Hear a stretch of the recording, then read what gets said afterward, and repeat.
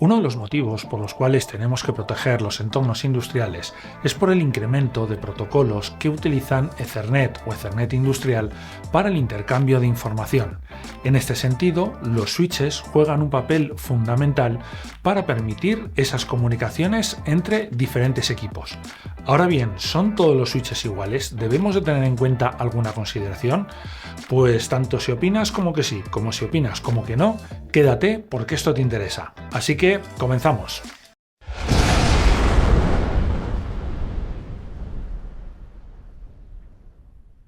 En los últimos años ha habido un claro aumento del uso de protocolos que emplean Ethernet y Ethernet industrial para el intercambio de datos, en detrimento de las tradicionales comunicaciones serie.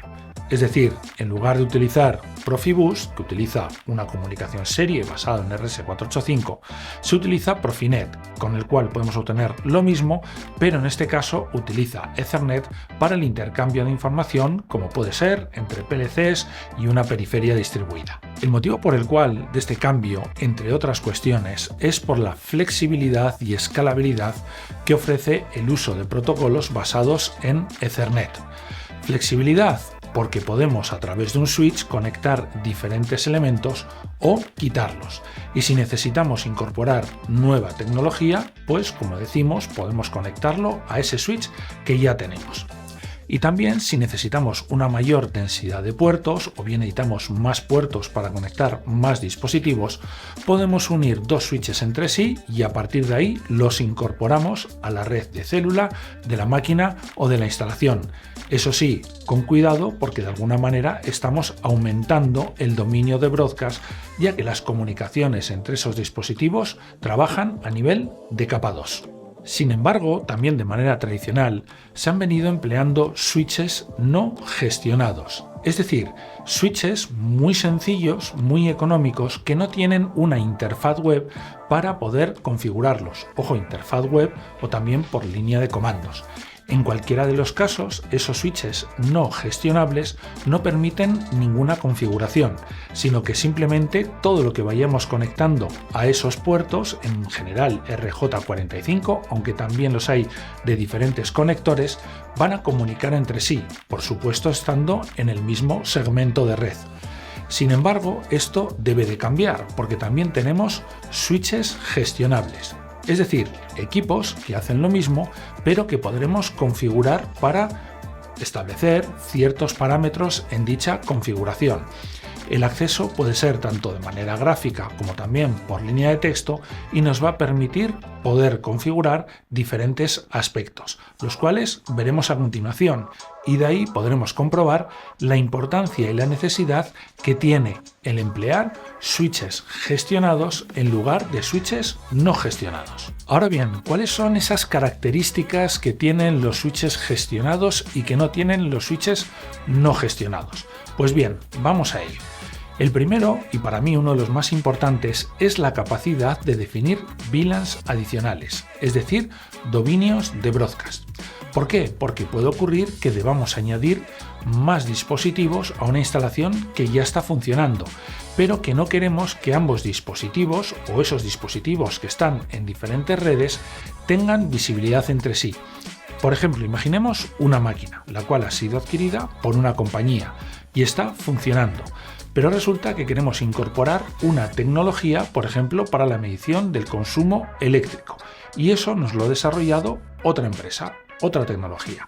Si tenemos un switch no gestionado, ¿qué es lo que ocurre? Que en el momento que conectemos ese nuevo dispositivo, que puede ser un PC pequeño, un mini PC o también un PLC, va a tener plena visibilidad con todos los elementos que componen esa máquina. Pero nosotros queremos que no sea así, que estén separados, que si tenemos que recibir algún tipo de soporte por cada uno de los fabricantes, no puedan ver los equipos del otro fabricante. Es decir, si esa ingeniería que se conecta a ese sistema de medición de consumo para dar algún tipo de soporte o para realizar algún cambio, desde ahí no va a poder ver los diferentes elementos que componen la máquina, como pueden ser el PLC, la pantalla, variadores, entre otros.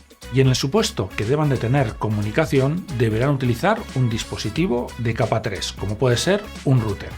Pero puesto que estamos hablando de ciberseguridad industrial, lo recomendable es que sea un cortafuegos, al menos un cortafuegos que trabaje a nivel de capa 4 del modelo de referencia OSI, es decir, que sea capaz de filtrar por dirección IP de origen, IP de destino y número de puerto.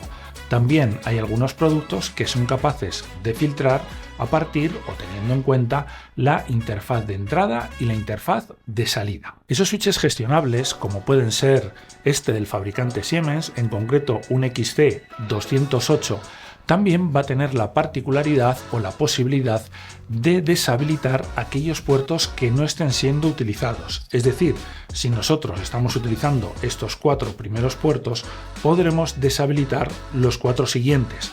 ¿Para qué? Para que alguien, si tiene acceso físico al dispositivo y conecta un PC u otro equipo, pues obviamente no va a funcionar. Sería necesario conectarse al equipo, habilitar el puerto que vamos a utilizar y a partir de ahí ya se podría conectar un equipo para realizar la tarea que proceda o que sea estrictamente necesaria. Tercera funcionalidad que me parece que es de mucha utilidad también. Pues bien, los switches gestionables o gestionados van a tener la posibilidad también de registrar algunos cambios, modificaciones o actividad que se produce en el propio equipo. Por ejemplo, si alguien se ha logueado con las credenciales de administrador, si alguien ha hecho un cambio en la configuración o, por ejemplo, ha habido un cambio en el enrutamiento en el caso de que sea un switch de capa 3 y que soporte esas funcionalidades.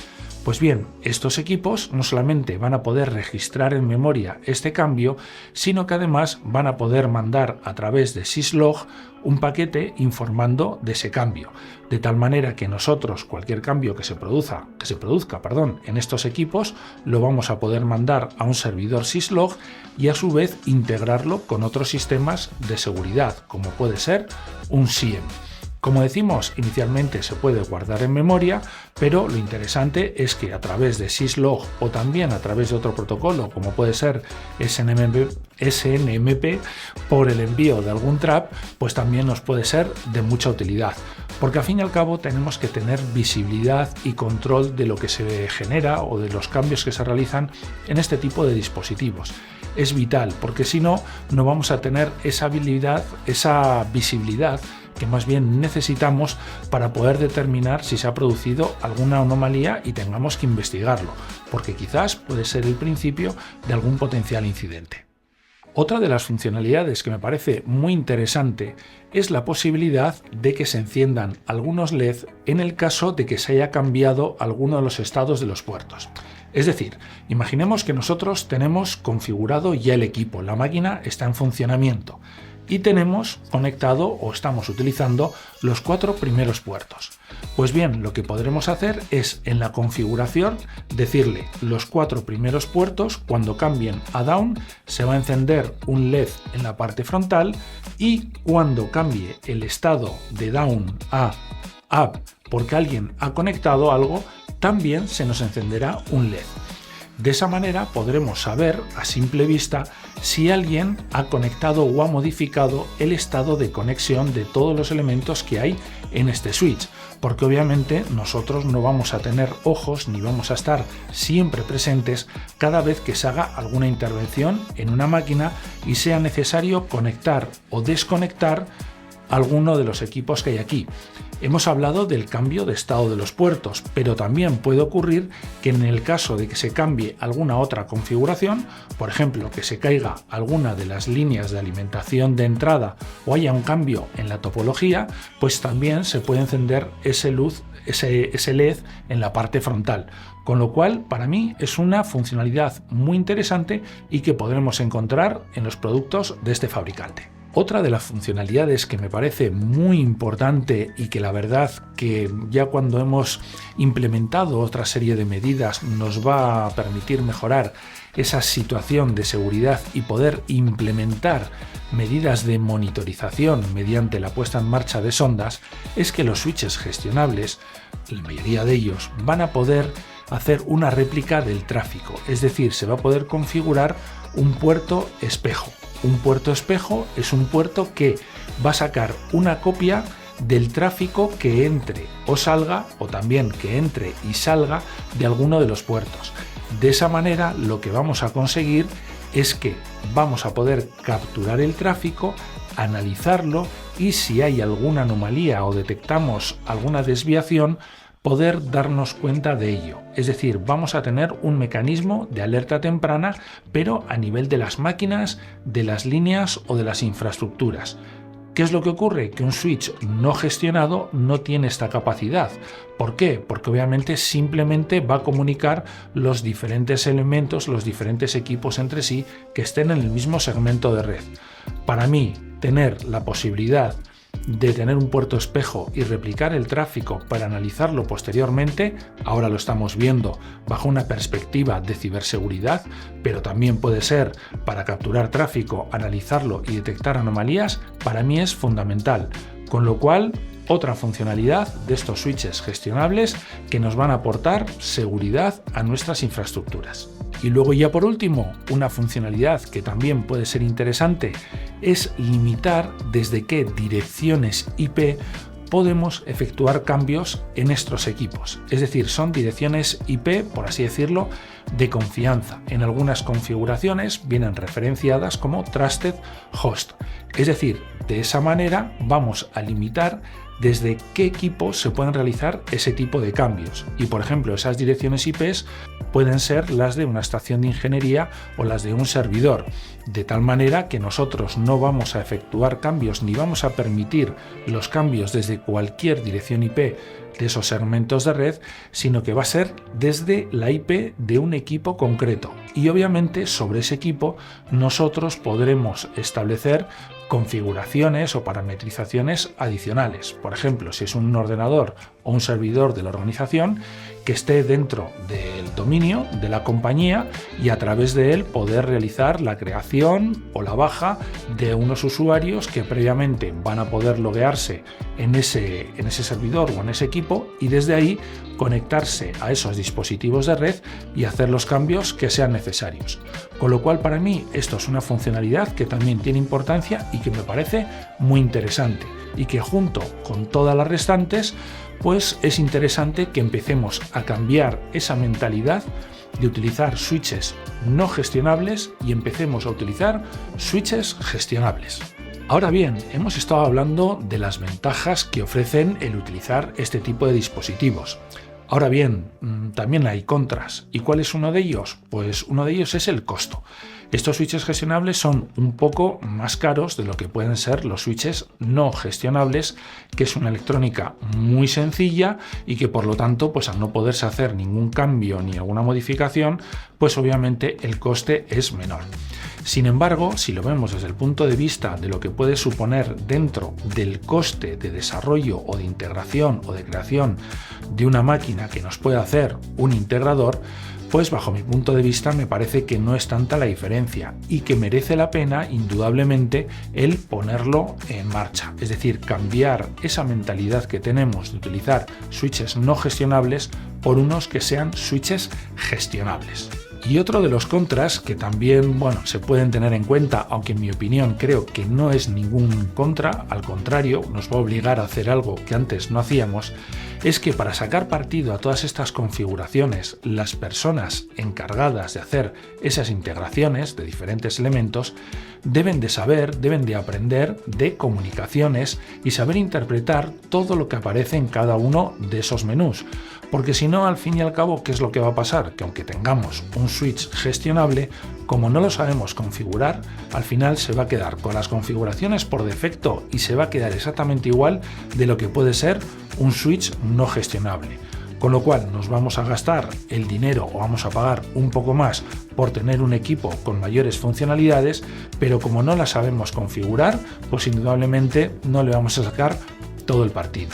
Con lo cual me parece que es fundamental que los profesionales de automatización, de control, pues de alguna manera también estén especializados o sepan de todo lo relativo a esos aspectos de comunicaciones, porque obviamente de esa manera vamos a poder integrar medidas de ciberseguridad en las redes locales de la máquina, de la célula y por consiguiente también cumplir con aquellas recomendaciones o exigencias que puedan figurar en estándares o normas de referencia, como puede ser la ISA IEC 62443. Hemos visto los beneficios, hemos visto los contras, aunque bueno, solamente la parte del coste, porque para mí la verdad que lo otro es simplemente una dificultad que tiene, bueno, solución, o más bien ni tan siquiera es un problema, porque problema que tiene solución no es problema.